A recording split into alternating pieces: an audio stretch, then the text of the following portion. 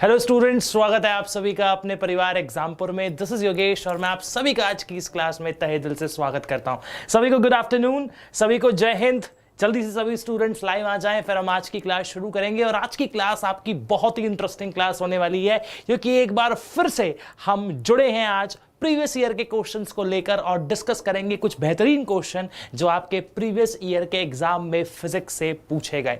जानेंगे कि आपको किस किस तरह के क्वेश्चंस को एनालिसिस करना है, कहां कहां से क्वेश्चंस आपके बेसिकली एग्जाम में आए हैं और कहां पर आपको विशेषकर ध्यान देना है। जल्दी से सभी स्टूडेंट्स लाइव आ जाओ। सभी को गुड आफ्टरनून, सभी को जय हिंद, सभी का स्वागत है आज की इस क्लास में। सभी को नमस्कार, सभी को नमस्ते, what ever you feel good like. जल्दी से लाइव जुड़ जाएं, फिर हम आज की क्लास शुरू करेंगे और जानेंगे कि आज की क्लास में क्या कुछ नया है, कौन कौन से क्वेश्चंस हैं जो कि आपके प्रीवियस ईयर के एग्जाम्स में पूछे गए और बेसिकली आपको कहां पर सबसे ज्यादा विशेषकर ध्यान देना है। ठीक है, चलिए फटाफट से सभी स्टूडेंट्स लाइव आ जाओ। जय श्री राम, गुड आफ्टरनून, जय हिंद। बहुत बढ़िया, बिल्कुल विष्णु, दोनों ही रहेंगे, क्वेश्चंस भी और साथ में आंसर्स भी, और आप सभी पार्टिसिपेट करेंगे लाइव और जानेंगे कि किस किस तरह के क्वेश्चंस आपके एग्जाम में एक इंपॉर्टेंट रोल प्ले करते हैं। ठीक है, तो चलिए आज की क्लास की शुरुआत करते हैं और आपके सामने लेकर आते हैं कुछ प्रीवियस ईयर के बेहतरीन क्वेश्चंस जिनका आप आंसर्स देंगे और बताएंगे कि क्या लगता है किस किस तरह के क्वेश्चंस जो हैं वो आपको आसानी से प्रिपरेशन करनी है। इन क्वेश्चन आंसर के माध्यम से मेक श्योर कि आप अपने पूरी फिजिक्स की रिवीजन कर पाएं, क्योंकि हमने कंप्लीट कोर्स अच्छे से एनालिसिस किया है। अब हम प्रीवियस ईयर के क्वेश्चंस को डिस्कस करेंगे और देखेंगे कि किस किस तरह के क्वेश्चन आपके एग्जाम का एक इंपॉर्टेंट हिस्सा बनते हैं, कहां पर आपको विशेषकर ध्यान देना है, और कंप्लीट कोर्स को रिवाइज करते हुए चलेंगे, हर एक पॉइंट को पढ़ते हुए चलेंगे और साथ ही साथ समझते हुए चलेंगे। तो सबसे पहला क्वेश्चन आपके सामने लेकर आते हैं और शुरू करते हैं with the very first question on your screen. बताइएगा क्वेश्चन का answer, what is the SI unit of luminous intensity। बताएं what is the SI unit of luminous intensity। सभी स्टूडेंट्स कमेंट करके बताएं कि ज्योति तीव्रता की SI यूनिट क्या होती है। बताएं ज्योति तीव्रता की SI यूनिट क्या होती है। What is the SI unit of luminous intensity। ज्योति तीव्रता की SI यूनिट क्या है। बताइएगा जरा कमेंट करके कि ज्योति तीव्रता की SI यूनिट क्या होती है। कमेंट कीजिए और बताइए what is the SI unit of luminous intensity. The very first question on your screen for the today's class, जो कि आपके एग्जाम में पूछा गया और एक इंपॉर्टेंट रोल प्ले करता है। एक बार दोबारा से मैं आपको रिवाइज करवा देता हूं कि ल्यूमिनस इंटेंसिटी होता क्या है। देखिए, मान के चलते हैं कि एक कैंडल जली हुई है। We are considering that there is a candle, यानी कि हम बात कर रहे हैं किसके बारे में, मोमबत्ती के बारे में। हम बात कर रहे हैं मोमबत्ती के बारे में, और आपको पता है अगर मोमबत्ती जली हुई है तो मोमबत्ती के प्रकाश की एक इंटेंसिटी है, एक चमक है, एक आभा है। आप यहां पर देख पा रहे हैं इसकी एक तीव्रता है, इस प्रकाश की एक तीव्रता है। ठीक है, इसी को हम ल्यूमिनस इंटेंसिटी कहते हैं, यानी कि ज्योति तीव्रता कहते हैं। पूछा जाता है कि ज्योति तीव्रता की SI यूनिट क्या होती है, तो याद रखिएगा। देख लेते हैं स्टूडेंट्स क्या आंसर दे रहे हैं। बहुत बढ़िया, सभी स्टूडेंट्स आंसर दे रहे हैं कैंडला, बहुत अच्छे। और याद रखने की ट्रिक बहुत ही सिंपल है, ये है कैंडल और आपको लानी है कैंडल, तो बन गया कैंडला। तो इतनी सी बात आपको याद रखनी है। आपसे पूछा जाता है ज्योति तीव्रता की SI यूनिट क्या है, तो याद रखिएगा आंसर आ जाएगा कैंडला। क्या आंसर आ जाएगा? कैंडला। ठीक है, बहुत बढ़िया। मूव करते हैं सेकंड पॉइंट की ओर, यानी कि सेकंड क्वेश्चन की ओर। आप सभी को पता है कि जो प्रकाश है वो छोटे छोटे पैकेट्स में ट्रेवल करता है।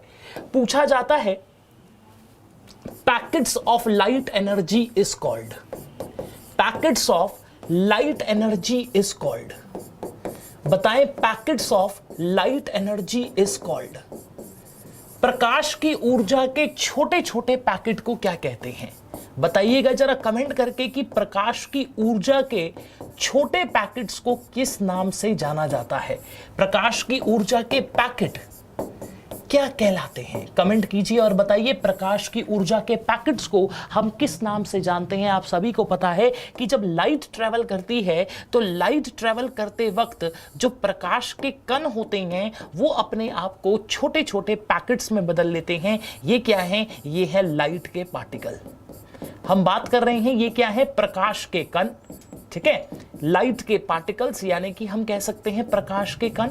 और आपसे पूछा जाए कि ये जो प्रकाश के कण हैं अपने आप को जिन छोटे छोटे पैकेट्स में बदल लेते हैं, इन पैकेट्स को हम किस नाम से जानते हैं, ये क्वेश्चन आपसे पूछा गया। जरा कमेंट कीजिए और बताइए कि प्रकाश के ऊर्जा के इन छोटे छोटे पैकेट्स को हम किस नाम से जानते हैं।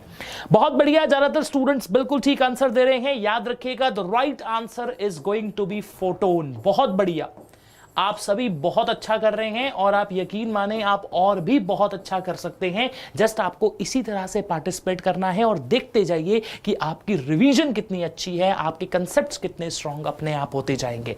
तो बात कर रहे हैं कि प्रकाश जब ट्रेवल करता है यानी कि जब लाइट ट्रेवल करती है तो वो अपने आप को छोटे छोटे पैकेट्स में बदल लेती है। पूछा जाता है उन पैकेट्स का क्या नाम है, तो आप डायरेक्ट आंसर देंगे the answer is going to be photon. क्या आंसर आ जाएगा? फोटोन। और इससे पहले हमने एक क्वेश्चन डिस्कस किया जिसमें हमने ल्यूमिनस इंटेंसिटी के बारे में बात की, यानी कि ज्योति तीव्रता के बारे में। आपको याद होना चाहिए कि ल्यूमिनस इंटेंसिटी की ऐसा यूनिट बनती है कैंडेला। और अगर हम कैंडेला का सिंबॉलिक रिप्रेजेंटेशन करते हैं तो वो सिंबॉलिक रिप्रेजेंटेशन होता है सीडी के माध्यम से। ठीक है, फिर हमने बात कर ली किसके बारे में? पैकेट्स ऑफ लाइट एनर्जी के बारे में। और हमने कहा कि लाइट एनर्जी के जो छोटे छोटे पैकेट्स होते हैं उसको हम फोटोन के नाम से जानते हैं। पूछा जाता है, ठीक है, क्या जानते हैं? याद रखना, answer is going to be photon. Move करेंगे पॉइंट नंबर 3 की ओर, यानी कि क्वेश्चन नंबर 3 आप सभी के सामने लाते हैं। बताइएगा what is SI unit of loudness of sound. ध्वनि की प्रबलता की एसआई यूनिट क्या है? कमेंट कीजिए और बताइए what is the SI unit of loudness of sound. ध्वनि की प्रबलता की एसआई यूनिट क्या है? बताएं जरा कमेंट करके, ध्वनि की प्रबलता को हम किसमें नापते हैं? ध्वनि की प्रबलता का एसआई यूनिट क्या है? कमेंट कीजिए और बताइए what is the SI unit of luminous intensity. बहुत बढ़िया तरीके से आप सभी बता रहे हैं आंसर, बहुत अच्छे, जल्दी से आंसर दीजिए। What is the SI unit of loudness of sound. तब तक मैं आपको एक खास बात यहां से बता देता हूं जो आपको याद रखनी है कि अगर हम ध्वनि की प्रबलता के बारे में बात करें तो जो ध्वनि की प्रबलता होती है, पूछा जाता है वो किस पर निर्भर करती है, तो याद रखिएगा ध्वनि की प्रबलता एम्पलीट्यूड पर निर्भर करती है। पूछा जाता है कि ध्वनि की प्रबलता किस पर निर्भर करती है, तो याद रखना आयाम पर निर्भर करती है। और आयाम का मतलब होता है साउंड का तेज होना। जैसे अभी मैं बोल रहा हूं, समझे आप, एम्पलीट्यूड बढ़ा, तो जैसे ही एम्पलीट्यूड बढ़ती है, याद रखिएगा जैसे ही एम्पलीट्यूड बढ़ती है वैसे ही लाउडनेस भी बढ़ती है। तो एम्पलीट्यूड के बढ़ने से पूछा जाए क्या बढ़ती है, तो याद रखना लाउडनेस बढ़ती है। जैसे जैसे एम्पलीट्यूड ज्यादा होगा वैसे वैसे लाउडनेस ज्यादा होगी, जैसे जैसे एम्पलीट्यूड कम होगा लाउडनेस भी कम होगी। और बहुत ही अच्छे तरीके से आप सभी आंसर कर रहे हैं। याद रखिएगा लाउडनेस की ऐसा यूनिट पूछी जाती है, answer is going to be decibel. क्या आंसर आएगा? डेसिबल। और ऐसे ही आपसे पूछ लिया जाए कि ये बताइए कि नॉइस पोल्यूशन को हम किस में नापते हैं, नॉइस पोल्यूशन को किस में मेजर किया जाता है, तो याद रखिएगा ध्वनि प्रदूषण को भी, नॉइस पोल्यूशन को भी हम डेसिबल में ही नापते हैं। पूछा जाता है कि ध्वनि प्रदूषण को किस में नापते हैं, तो याद रखिएगा ध्वनि प्रदूषण को भी हम डेसिबल में ही मेजर करते हैं। ठीक है, बहुत बढ़िया। सुनील कह रहे हैं फ्रीक्वेंसी जो है वो पिच पर डिपेंड करती है। नहीं, आपने उल्टा बोल दिया है, पिच फ्रीक्वेंसी पर डिपेंड करती है। ठीक है सुनील, इसे करेक्ट कर लो कि जो पिच होती है वो फ्रीक्वेंसी पर निर्भर करती है। ठीक है, चलिए बहुत बढ़िया। मूव करते हैं नेक्स्ट क्वेश्चन की ओर, that is question number 4 on your screen. बताइएगा जरा कमेंट करके कि क्या लगता है क्या आंसर आना चाहिए। ठीक है, बताइएगा नेम द डिवाइस, उस यंत्र का नाम बताएं, नेम डिवाइस विच इंक्रीजेस और decreases the alternating current, which increases और डिक्रीजेस द ऑल्टरनेटिंग करंट, यानी कि एसी। उस यंत्र का नाम बताएं जो एसी को कम या ज्यादा करता है। उस यंत्र का नाम बताएं जो एसी को कम या ज्यादा करता है।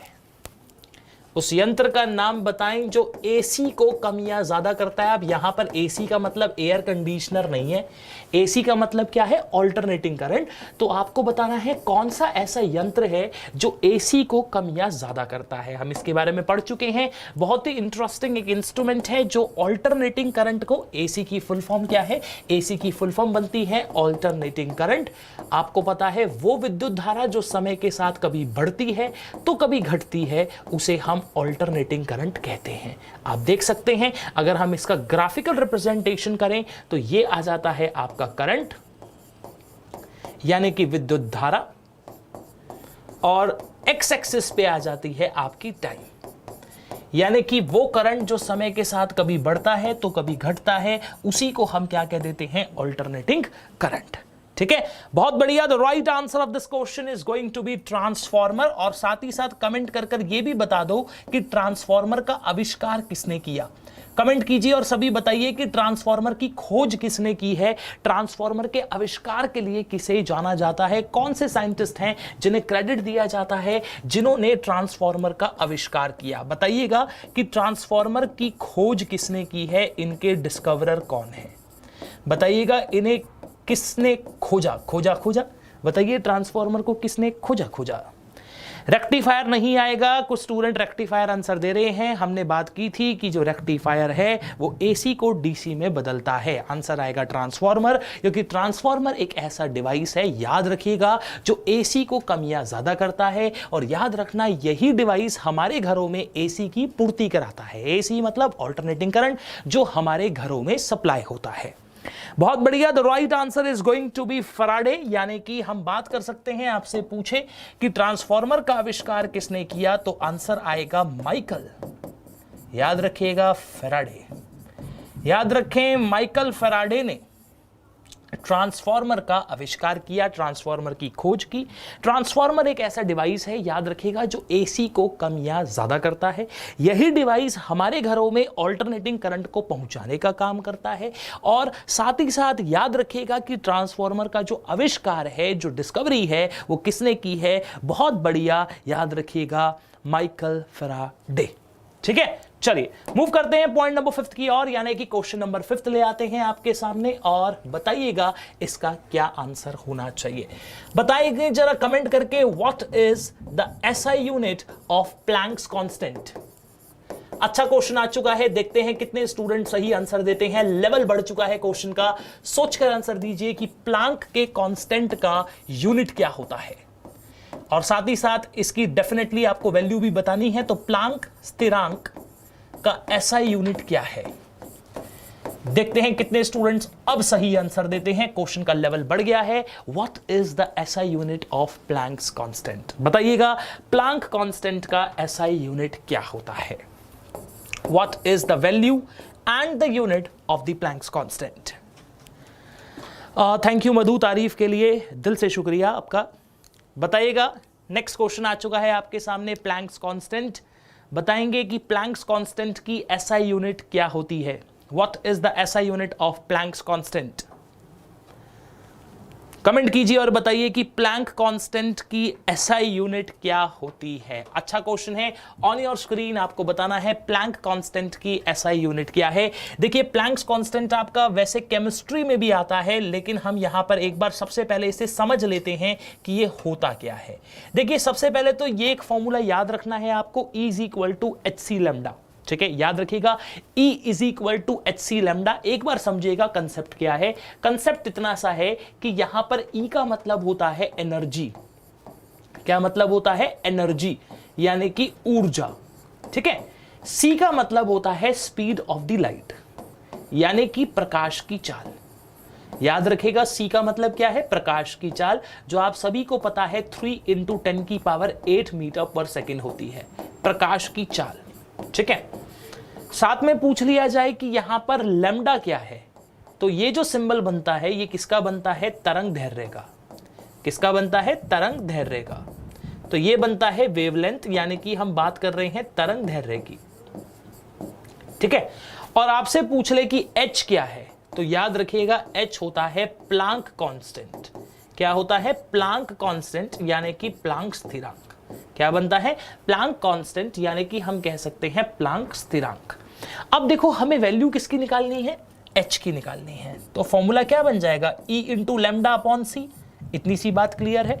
पूछा जाए इसकी यूनिट क्या होगी, तो देखो एनर्जी की होती है जूल, लैम्डा की होती है मीटर, और स्पीड ऑफ लाइट की होती है मीटर अपॉन सेकंड। क्या होती है? Meter upon second. तो आंसर क्या बन जाएगा? Joule second. आपसे पूछ ले प्लैंक कांस्टेंट की यूनिट क्या होगी, तो याद रखिएगा आंसर आएगा जूल सेकंड। क्या आंसर आएगा? Joule second. और आपसे पूछ ले इसकी वैल्यू कितनी होती है, तो क्योंकि ये कांस्टेंट है इसकी वैल्यू इंपॉर्टेंट है, एग्जाम में कांस्टेंट्स पूछे जाते हैं, तो h की वैल्यू याद रखना 6.636 इंटू 10 की पावर -34 जूल सेकंड।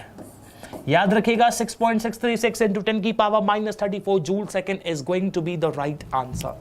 ठीक है, तो पॉइंट समझ लेना। ठीक है, किस किस तरह के क्वेश्चंस आते हैं, क्या पूछा जाता है, तो पॉइंट समझ लीजिएगा कि प्लैंक कांस्टेंट क्या होता है, पूछा जाता है, पॉइंट इंपॉर्टेंट है। ऐसा यूनिट क्या होता है प्लैंक कांस्टेंट का, तो याद रखना जूल सेकंड। वैल्यू कितनी होती है? 6.636 इंटू 10 की पावर -34 जूल सेकंड। ठीक है, नेक्स्ट मूव करेंगे नेक्स्ट क्वेश्चन की और डिस्कस करेंगे उसके बारे में कि किस किस तरह से कंसेप्ट्स यहां से भी बन जाते हैं। और इसकी वैल्यू को थोड़ा सा मैं यहां पर चेंज करके ऊपर लिख देता हूं ताकि ये आपको क्लियरली विजिबल हो जाए। तो इसकी वैल्यू बन जाएगी आपकी प्लैंक्स कांस्टेंट की, क्वेश्चन आता है आपके एग्जाम में, तो वैल्यू आपको याद रखनी है। इसकी वैल्यू हम ऊपर लिख लेते हैं थोड़ा साइड में यहां पर। आंसर आ जाएगा 6.636 इंटू 10 की पावर -34 जूल सेकेंड। ठीक है, याद रखिएगा, अच्छा क्वेश्चन है, पूछा जाता है। ठीक है, चलो मूव करेंगे नेक्स्ट पॉइंट की ओर, यानी कि क्वेश्चन नंबर 6 की ओर। बताइएगा जरा कमेंट करके, force into time, force into time is equals to what? बताएं, बल और समय का गुणनफल क्या कहलाता है? बल और समय का गुणनफल क्या कहलाता है? जब भी किसी वस्तु पर बल थोड़े से समय के लिए लगे तो हम उसे क्या कहते हैं? कमेंट कीजिए और बताइए। Whenever a force is applied on a body for a very short interval of time, जब भी किसी वस्तु पर बल थोड़े से समय के लिए लगे तो हम उसे किस नाम से जानते हैं? बताइएगा जरा कमेंट करके, क्या लगता है क्या आंसर आना चाहिए? कुछ कह रहे हैं वर्क आएगा, कुछ कह रहे हैं इंपल्स आएगा, कुछ कह रहे हैं एक्सेलरेशन। देखते हैं क्या आंसर आएगा। देखो अलग अलग स्टूडेंट्स के अलग अलग आंसर, यानी कि एग्जामिनर को बहुत फायदा होने वाला है। ठीक है, तो सोचकर आराम से आंसर दीजिए। जब भी किसी वस्तु पर बल थोड़े से समय के लिए लगे तो हम उसे किस नाम से जानते हैं? What is the term used to describe that? जब भी किसी वस्तु पर बल थोड़े से समय के लिए लगता है तो हम उसे किस नाम से जानते हैं? देखिए, उसे वर्क नहीं कहते, वर्क होता है फोर्स इनटू डिस्प्लेसमेंट। वर्क क्या होता है? Force into displacement. ये कहा जा रहा है फोर्स इनटू टाइम, कंफ्यूजन नहीं होनी चाहिए। याद रखिएगा आंसर आएगा इंपल्स। क्या आंसर आएगा? इंपल्स।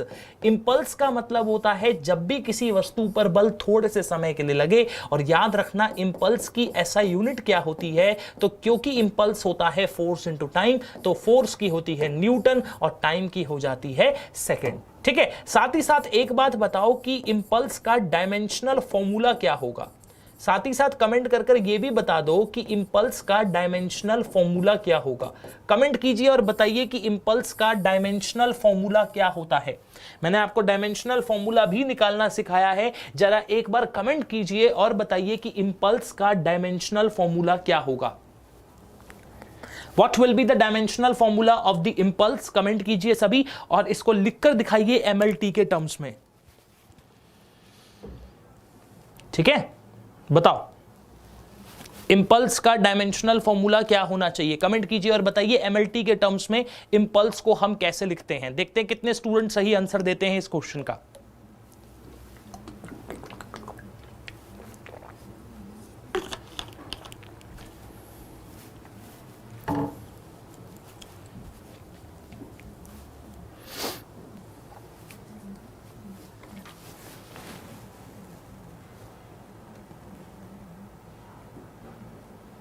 बहुत बढ़िया, ज्यादातर स्टूडेंट्स बिल्कुल ठीक आंसर दे रहे हैं। पूछा जाता है कि इसका विमेय सूत्र क्या होगा या फिर इसका विमेय फॉर्मूला क्या होगा, तो याद रखिएगा इसका विमेय का जो फॉर्मूला होता है जिसे हम MLT के टर्म्स में लिखते हैं, तो वो हम कैसे निकाल सकते हैं? सिंपल सी बात है, फोर्स का होता है m1L1T-2।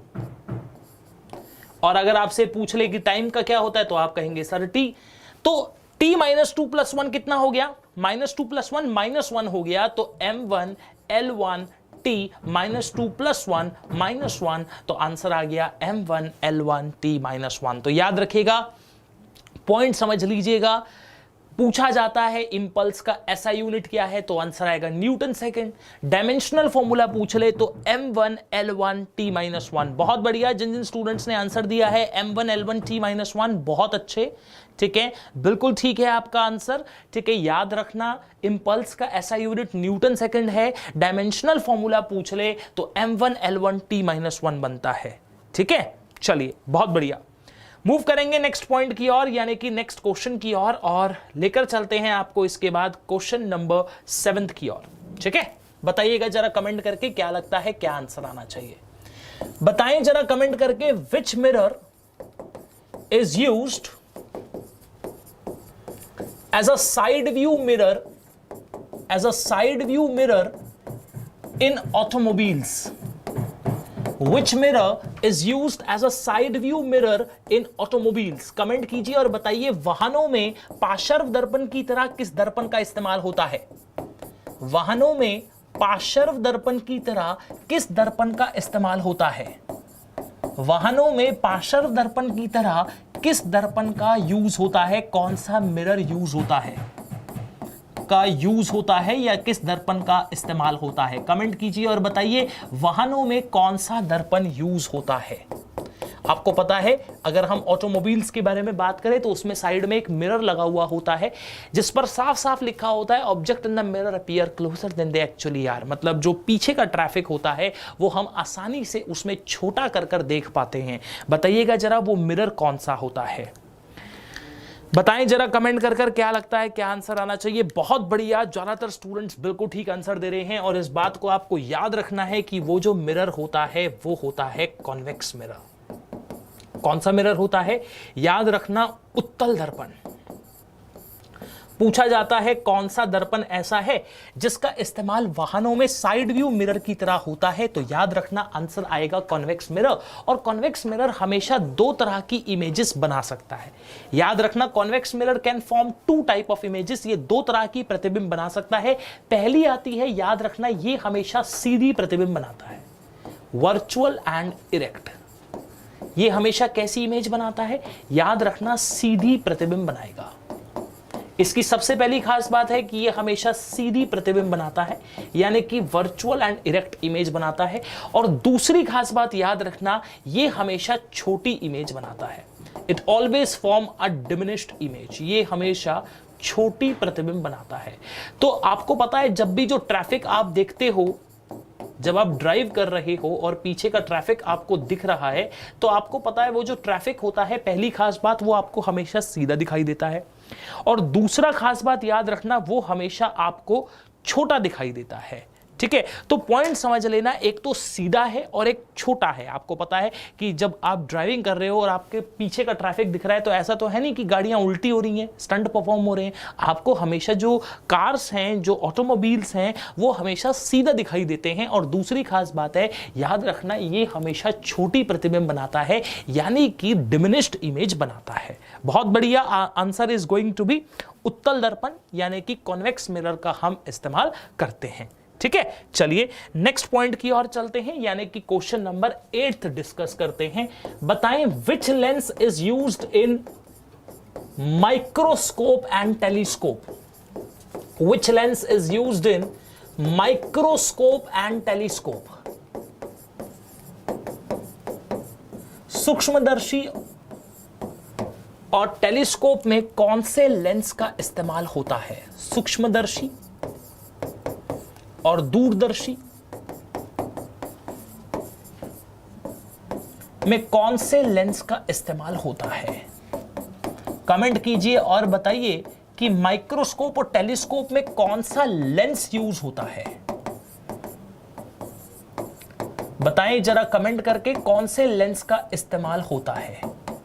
Which lens is used in microscope and telescope? Comment कीजिए और बताइए कि कौन से लेंस का इस्तेमाल होता है सूक्ष्मदर्शी और दूरदर्शी में। Which lens is used in microscope and telescope? बताइएगा जरा कमेंट करके कौन सा लेंस ऐसा है जिसका इस्तेमाल माइक्रोस्कोप और टेलीस्कोप में होता है।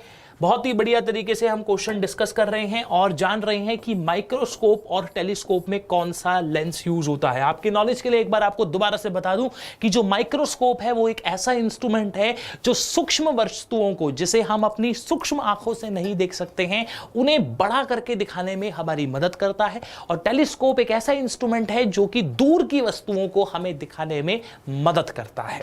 दोनों में जो लेंस इस्तेमाल होता है, बहुत बढ़िया, वो जो लेंस है याद रखना वो है कॉन्वेक्स लेंस। कौन सा लेंस है? कॉन्वेक्स लेंस, यानी कि उत्तल लेंस का इस्तेमाल करते हैं। और आप सभी जानते हैं कि जो उत्तल लेंस है वो कुछ इस तरह का दिखता है। This is the shape of the convex lens. ठीक है, तो याद रखिएगा कॉन्वेक्स लेंस का हम इस्तेमाल करते हैं किस किस के अंदर? माइक्रोस्कोप के अंदर और टेलीस्कोप के अंदर। पूछा जाता है कौन से लेंस का इस्तेमाल करते हैं, तो याद रखिएगा कॉन्वेक्स लेंस का हम वहां पर यूज करते हैं। ठीक है, बहुत बढ़िया, उत्तल lens is going to be the right answer. ठीक है, चलो नेक्स्ट पॉइंट की ओर चलते हैं, यानी कि क्वेश्चन नंबर 9 की ओर डिस्कस करेंगे। बताइए जरा विच EM waves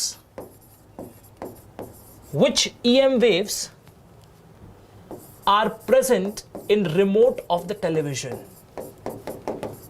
या are released from the remote of the television, are released from the remote of the television, from remote of television। बताइएगा जरा टीवी के रिमोट से कौन सी विद्युत चुंबकीय तरंगे निकलती है? कौन सी EM वेव्स या कौन सी EM तरंगे उत्सर्जित होती हैं? कमेंट कीजिए और बताइए क्या लगता है, क्या आंसर आना चाहिए कि टीवी के रिमोट से कौन सी EM वेव्स उत्सर्जित होती है। आपके नॉलेज के लिए एक बार दोबारा से बता दूं कि EM वेव्स का मतलब होता है इलेक्ट्रोमैग्नेटिक वेव्स। इनका मतलब होता है इलेक्ट्रोमैग्नेटिक वेव्स, यानी कि हम कह सकते हैं विद्युत चुंबकीय तरंगे, जो आपको पता है अलग अलग तरह की होती हैं, जैसे gamma rays, UV rays, infrared rays, ठीक है, माइक्रोवेव्स, रेडियो वेव्स। तो आपसे पूछा गया है कौन सी ऐसी तरंगे हैं जो टेलीविजन के रिमोट से निकलती है और टेलीविजन के अलग अलग चैनल को फ्लिप करने में, यानी कि चेंज करने में हमारी मदद करती है। बहुत बढ़िया, ज्यादातर स्टूडेंट्स बिल्कुल ठीक आंसर दे चुके हैं। याद रखिएगा ये जो किरणें हैं उनका नाम आपसे पूछा जाता है, इनका नाम है इंफ्रारेड रेस। क्या नाम है? Infrared rays. तो इस क्वेश्चन का राइट आंसर बन जाता है अवरक्त किरणें। क्या बन जाता है? अवरक्त किरणें। और याद रखना ये जो किरणें हैं ये ग्लोबल वार्मिंग के लिए भी जिम्मेदार हैं। याद रखना यही किरणें ग्लोबल वार्मिंग के लिए भी रिस्पॉन्सिबल है। तो यहीं पर एक पॉइंट को समझ लेना, that these rays are also responsible for global warming। ये ग्लोबल वार्मिंग के लिए भी जिम्मेदार है। They are also responsible for global warming। तो याद रखना ये ग्लोबल वार्मिंग के लिए भी जिम्मेदार होती हैं। यही किरणें ऐसी हैं जिनकी वजह से ग्लोबल वार्मिंग भी होती है। तो ग्लोबल वार्मिंग के लिए भी जिम्मेदार है। पूछा जाता है ग्लोबल वार्मिंग सबसे ज्यादा किन किरणों की वजह से होती है, तब भी आपका आंसर क्या आ जाएगा? तब भी आपका आंसर आएगा अवरक्त किरणें, इंफ्रारेड रेस। बहुत बढ़िया, ठीक है। चलो नेक्स्ट पॉइंट की ओर चलते हैं, नेक्स्ट कंसेप्ट की ओर डिस्कस करेंगे। कुछ और भी बेहतरीन क्वेश्चंस हैं जो आपको यहां से पता होना चाहिए, उन्हें भी हम यहां पर डिस्कस कर लेते हैं। तो पॉइंट समझिएगा और बताइएगा कि इन क्वेश्चंस का भी आंसर क्या क्या आना चाहिए। तो चलिए चलते हैं। बहुत ही अच्छे से हमने अब तक के क्वेश्चंस डिस्कस कर लिए हैं। टोटल 9 क्वेश्चंस अब तक हम डिस्कस कर चुके हैं। मूव करेंगे 10th क्वेश्चन की ओर और आप बताएंगे कि इस क्वेश्चन का राइट आंसर क्या होना चाहिए। बताएं विच waves have highest penetration power? Which waves have highest penetration power? कौन सी तरंगों की भेदन क्षमता सबसे ज्यादा होती है? Which waves have highest penetration power? कौन सी तरंगों की भेदन क्षमता सबसे ज्यादा होती है? कौन सी तरंगों की भेदन क्षमता सबसे ज्यादा होती है? बताइएगा कौन सी ऐसी तरंगे हैं जिनकी भेदन क्षमता सबसे ज्यादा है, पेनिट्रेशन पावर सबसे ज्यादा होती है? कमेंट कीजिए और बताइए कौन सी वेव्स हैं जिनकी पेनिट्रेशन पावर सबसे ज्यादा होती है। आपके नॉलेज के लिए एक बार रिवाइज करवा देता हूं कि पेनिट्रेशन पावर का मतलब होता है चीर कर निकल जाना। जैसे कहा जाता है बार बार एक्सरे नहीं करवाना चाहिए, क्यों? क्योंकि जो एक्सरेज हैं वो हमारे बॉडी के सेल्स और टिश्यूज के अंदर जाकर उन्हें डैमेज करती है, उन्हें नुकसान पहुंचाती है। पेनिट्रेशन पावर का सिंपल सा मतलब है कि अगर मेरे पास ये हाइलाइटर है या मार्कर है, मैं इसे सामने वाली स्क्रीन पर प्रोजेक्ट करूं, फेंकूं और ये आपकी सामने वाली स्क्रीन से निकलकर आपके हाथ में आ जाए। This is what we call as penetration power, यानी कि भेदने की क्षमता। और पूछा जाता है कि ये भेदने की क्षमता सबसे ज्यादा किन किरणों के पास होती है? तो बहुत अच्छे, ज्यादातर स्टूडेंट्स आंसर दे चुके हैं। याद रखिएगा आंसर आएगा गामा रेस। क्या आंसर आएगा? Gamma rays. गामा का सिंबल इस तरह से बनता है, तो याद रखना गामा किरणें हैं ये, ठीक है। और सबसे ज्यादा गामा की होती है, इसके बाद किसकी होती है? बीटा की होती है। इसके बाद पूछ ले किसकी होती है, तो याद रखिएगा अल्फा की होती है। तो सीक्वेंस आपको पता होना चाहिए कि सीक्वेंस क्या है। तो सीक्वेंस रहता है गामा, फिर बीटा, फिर अल्फा। इसका मतलब है अगर इन तीनों को सामने वाली स्क्रीन पर प्रोजेक्ट कर दिया जाए तो सबसे पहले आप तक कौन सी किरणें पहुंचेंगी? गामा। उसके बाद कौन सी पहुंचेगी? पीछे पीछे बीटा आ रही होंगी। और उसके बाद कौन सी आ रही होंगी पीछे पीछे? तो याद रखिएगा उनके पीछे आ रही होंगी अल्फा की किरणें। कौन सी किरणें आ रही होंगी? अल्फा की किरणें। और आपके नॉलेज के लिए बता दूं कि अगर हम गामा के बारे में बात करें तो जो गामा की किरणें हैं, गामा की किरणों की खोज किसने की थी आपसे पूछ लिया जाता है। तो याद रखना गामा की किरणों की खोज हेनरी बैकरल ने की है। इनके डिस्कवरर कौन है? याद रखना हेनरी बैकरल हैं। और अगर पूछा जाए कि अल्फा और बीटा के कणों की खोज किसने की है, अल्फा और बीटा की जो रेज होती हैं उन्हें किसने खोजा, तो याद रखिएगा तब आपका आंसर आएगा रदरफोर्ड। क्या आएगा? रदरफोर्ड। तो याद रखिएगा इन बातों को जो कि आपके एग्जाम में एक इंपॉर्टेंट रोल प्ले करते हैं। पूछा जाता है गामा किरणों की खोज किसने की, तो याद रखिएगा एक साइंटिस्ट हैं जिनका नाम है बैकरल, उन्होंने की। और पूछ लिया जाए कि अल्फा और बीटा किरणों की खोज किसने की, तब याद रखिएगा एक साइंटिस्ट है जिनका नाम है रदरफोर्ड। ठीक है, चलिए बहुत बढ़िया। इसी वजह से गामा किरणों को हम बैकरल किरणें भी कहते हैं। क्यों? क्योंकि जो गामा किरणें हैं उनकी खोज हेनरी बैकरल ने की है। और याद रखिएगा इनकी जो भेदने की क्षमता है, इनकी जो पेनिट्रेशन पावर होती है वो सबसे ज्यादा होती है। इसके बाद बीटा आती हैं और इसके बाद अल्फा आ जाती हैं। ठीक है, चलिए बताइएगा पॉइंट नंबर 11 यानी कि क्वेश्चन नंबर 11 का क्या आंसर होना चाहिए? बताएं name the phenomena, name the phenomena by which all the metals are heated, by which all metals are heated, all metals are heated। बताएं उस प्रक्रिया का नाम जिससे सभी धातु गर्म होती हैं। उस प्रक्रिया का नाम बताएं जिससे सभी धातु गर्म होती हैं। उस प्रक्रिया का नाम बताएं जिससे सभी धातु गर्म होते हैं, जिससे सभी धातु गर्म होती हैं। आपको पता है कि हीट के 3 मेथड होते हैं, कंडक्शन, कन्वेक्शन एंड रेडिएशन, यानी कि चालन, संवहन और विकिरण। उसमें से बताएं कौन सी ऐसी प्रक्रिया है जिससे सभी धातु गर्म होते हैं। आपको पता है अगर हम मेटल्स के बारे में बात करें तो मेटल्स यानी कि धातु सॉलिड होते हैं और सभी धातुओं को लगभग गर्म करने के लिए एक ही प्रक्रिया की जरूरत है। आपको पता होना चाहिए अगर सॉलिड से रिलेटेड कभी भी क्वेश्चन आता है, ठोस वस्तुओं से रिलेटेड क्वेश्चन आता है, सॉलिड से रिलेटेड क्वेश्चन आ जाए तो याद रखिएगा कि सॉलिड को गर्म करने के लिए कौन से प्रोसेस की आवश्यकता होती है, कौन से प्रोसेस से लगभग सभी धातु गर्म होती हैं।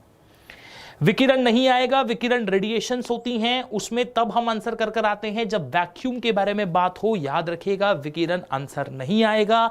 तो right answer is going to be conduction, जो बहुत ही कम स्टूडेंट्स आंसर दे रहे हैं। तो याद रखिए इस कंसेप्ट पर आपको वर्क करने की जरूरत है, कहां पर कंडक्शन आएगा, कहां पर कन्वेक्शन आएगा और कहां पर रेडिएशन। तो इतनी सी बात याद रखनी है, जब भी आपके एग्जाम में क्वेश्चन आए सॉलिड का यानी कि ठोस का, जैसे कि सभी मेटल्स क्या होते हैं, सॉलिड होते हैं, तो याद रखिएगा कि जब भी क्वेश्चन सॉलिड का आता है तब आपका आंसर कंडक्शन आएगा। बट अगर क्वेश्चन में लिक्विड या गैस का जिक्र किया हुआ हो, यानी कि तरल और गैस का जिक्र किया हो, तब आपका आंसर कन्वेक्शन आएगा। और अगर पूछ ले एक ऐसा मेथड जिसमें हीट तो ट्रेवल कर रही है बट वो बिना किसी मीडियम के ट्रेवल कर जाए, जैसे कि सूर्य की रोशनी का सूर्य से पृथ्वी तक पहुंचना, वो कौन सा मेथड है, तो याद रखिएगा वो मेथड आपका रेडिएशन यानी कि विकिरण का मेथड बन जाता है। तो इन छोटी छोटी खास बातों का आपको विशेषकर हमेशा ध्यान रखना है। जिन जिन स्टूडेंट्स का आंसर कंडक्शन है सभी को कांग्रेचुलेशंस, आपका आंसर बिल्कुल ठीक है। क्वेश्चन अच्छा है, अच्छे लेवल के क्वेश्चंस पूछे जाते हैं। सभी क्वेश्चन जो प्रीवियस ईयर में पूछे गए हैं वो हम यहां पर अभी प्रैक्टिस कर रहे हैं। ठीक है, तो चलिए नेक्स्ट क्वेश्चन की ओर चलते हैं, यानी कि क्वेश्चन नंबर 12 की ओर। बताइए जरा कमेंट कर कर that electron volt is the unit of. Electron volt किसकी यूनिट है? Electron volt is a unit of. पूछ लिया जाएगा इलेक्ट्रॉन वोल्ट किसकी यूनिट है। कमेंट कीजिए और बताइए इलेक्ट्रॉन वोल्ट किसकी यूनिट है, किसकी यूनिट है। ए ऑप्शन दे देंगे करंट यानी कि विद्युत धारा, बी ऑप्शन दे देंगे वोल्टेज, सी ऑप्शन दिया गया है ऊर्जा एनर्जी, एंड डी ऑप्शन दिया गया है शक्ति पावर। देखते हैं कितने स्टूडेंट्स अब सही आंसर देते हैं। विद्युत धारा, वोल्टता यानी कि वोल्टेज, ऊर्जा या फिर शक्ति। क्या लगता है क्या आंसर आना चाहिए? कमेंट कीजिए और बताइए कि what do you think is going to be the right answer। Electron volt किसकी यूनिट है? आराम से सोचकर आंसर देना। क्वेश्चन अच्छा है, गलतियां होती हैं यहां पर, ठीक है। हमें याद नहीं रहता कि क्या दिया हुआ है, इसीलिए इस क्वेश्चन पर वीआईपी क्वेश्चन लिख दीजिएगा, मतलब वेरी इंपॉर्टेंट क्वेश्चन। अच्छा क्वेश्चन है, पूछा जाता है इलेक्ट्रॉन वोल्ट किसकी यूनिट है। देखो अभी भी ज्यादातर स्टूडेंट्स बिल्कुल गलत आंसर दे रहे हैं। इलेक्ट्रॉन वोल्ट में अगर वोल्ट लिखा है तो इसका मतलब वोल्टेज नहीं आएगा। गलतियां नहीं करनी, याद रखना, वेरी इंपॉर्टेंट क्वेश्चन है। इसका आंसर करंट नहीं आएगा। करंट आता अगर एम्पियर पूछ लेते। करंट को किस में नापते हैं? एम्पियर में नापते हैं। वोल्टेज को किस में नापते हैं? वोल्ट में नापते हैं। पावर को किस में नापते हैं? वॉट में नापते हैं। यही तो पढ़ा था। तो इसके बाद बच क्या गया? इसके बाद जो बच गया वो इस क्वेश्चन का आपका सही आंसर होगा। तो पूछा जाए इस क्वेश्चन का सही आंसर क्या है, तो याद रखना किसी ने आंसर नहीं दिया। आंसर आएगा एनर्जी, ऊर्जा। गलतियां मत कर कर आना, सारी बातें पढ़ी हुई हैं। क्वेश्चन जरा सा घुमा के पूछ ले तो हम उसको आंसर नहीं दे पाते हैं। बस यही खास बातें हैं जिनका आपको विशेषकर ध्यान रखना है। याद रखिए जिन जिन स्टूडेंट्स ने, कुछ गिने चुने स्टूडेंट्स हैं जिन्होंने एनर्जी आंसर दिया है, जिन जिन स्टूडेंट्स ने ऊर्जा आंसर दिया है वो बिल्कुल ठीक है। बाकी के स्टूडेंट्स इतनी सी बात पर गौर करें कि जो करंट है उसकी यूनिट एम्पियर है, वोल्टेज की यूनिट वोल्ट होती है, पावर की यूनिट वॉट होती है, और एनर्जी जो है उसकी यूनिट बन रही है यहां पर इलेक्ट्रॉन वोल्ट। ठीक है, बहुत बढ़िया। घुमा के क्वेश्चन पूछा गया था। इस तरह के क्वेश्चंस आपके एग्जाम में जनरली आमतौर पर देखे जाते हैं, आपको इनका विशेषकर ध्यान देना है। ठीक है, रवि भन सिंह, ये क्वेश्चन अलग अलग आपके प्रीवियस ईयर के पेपर्स में आए हैं, अलग अलग टाइम पर आए हैं। ठीक है, तो अच्छे से प्रैक्टिस कर लीजिएगा इनकी। मूव करेंगे क्वेश्चन नंबर 13 की ओर, यानी कि नेक्स्ट क्वेश्चन ले आते हैं आपके सामने और बताइएगा इस क्वेश्चन का भी सही आंसर क्या होना चाहिए। बताएं, name the instrument, name instrument used to measure radiations या रेडिएंट एनर्जी। बताएं विकिरण ऊर्जा के मापन के लिए किस यंत्र का यूज होता है। विकिरण ऊर्जा के मापन के लिए किस यंत्र का यूज होता है। विकिरण ऊर्जा का मापन करना है तो विकिरण ऊर्जा का मापन के लिए कौन से इंस्ट्रूमेंट का यूज होता है, कौन सा यंत्र इस्तेमाल होता है?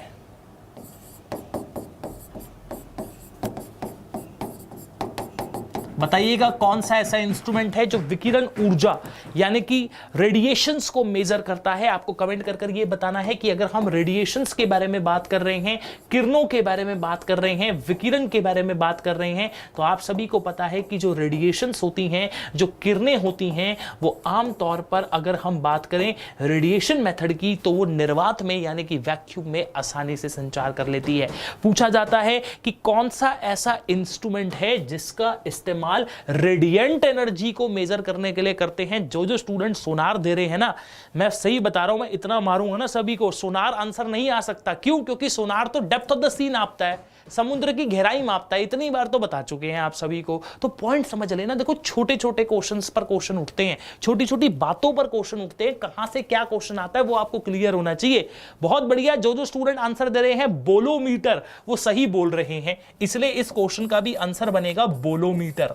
याद रखना, बोलोमीटर ना विकिरण यानी कि किरणों को मापता है। छोटी छोटी गलतियां मत कर आना, बेइज्जती करवाओगे तुम सब मिलकर। तो देख लो, सोनार आंसर नहीं है। सोनार तब कर आना है जब समुद्र की गहराई के बारे में बात की जाए। ना ही आंसर एनीमोमीटर है। एनीमोमीटर विंड के फोर्स को नापता है, विंड की स्पीड को नापता है। ठीक है, बोलोमीटर इस क्वेश्चन का राइट आंसर होगा। ठीक है, बहुत बढ़िया, ध्यान दो इन सब चीजों पर। ठीक है, बोलोमीटर इस क्वेश्चन का सही आंसर बनेगा। देखो कुछ कह रहे हैं पायरोमीटर। अरे पायरोमीटर रवताज जो है हाई टेम्परेचर को नापता है, बेसिकली सरफेस टेम्परेचर को। जैसे सन का सरफेस टेम्परेचर नापना है तब पायरोमीटर बताया था। तो कौन सा इंस्ट्रूमेंट कहां पर आएगा, ठीक है, इन सब को आपको विशेषकर ध्यान रखना है। ठीक है, तो पॉइंट समझ लीजिएगा। फरीवुड सिलेबस तो खत्म हो चुका है, अब तो प्रीवियस ईयर की क्वेश्चन की प्रैक्टिस कर रहे हैं, अपडेट रहा कीजिए। ठीक है, चलिए बहुत बढ़िया, बोलोमीटर आंसर आएगा। बहुत बढ़िया, मूव करेंगे नेक्स्ट क्वेश्चन की ओर, यानी कि क्वेश्चन नंबर 14 की ओर। बताएं जरा कमेंट करके, name the process in which temperature remains constant. Name the process in which temperature remains constant. उस प्रक्रिया का नाम बताएं जिसमें तापमान पर कोई प्रभाव नहीं पड़ता। Name the process in which temperature remains constant. उस प्रक्रिया का नाम बताएं जिसमें तापमान पर कोई प्रभाव नहीं पड़ता। उस प्रक्रिया का नाम बताएं, जिसमें तापमान पर कोई प्रभाव नहीं पड़ता।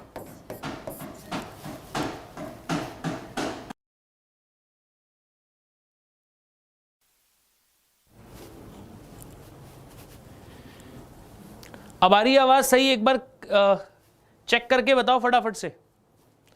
उस प्रक्रिया का नाम बताएं जिसमें तापमान अपरिवर्तित रहता है या तापमान पर प्रभाव नहीं होता, तापमान अपरिवर्तित रहता है। एक बार सभी कमेंट करके बता दो कि आवाज तो क्लियर है ना, सभी को आवाज आ रही है ना मेरी?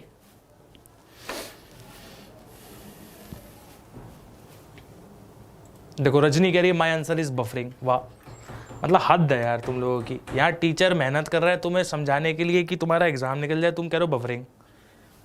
मतलब यार कुछ भी। बहुत बढ़िया, the right answer of this question is given by most of the students. Answer is going to be, voice mismatch हो रही है।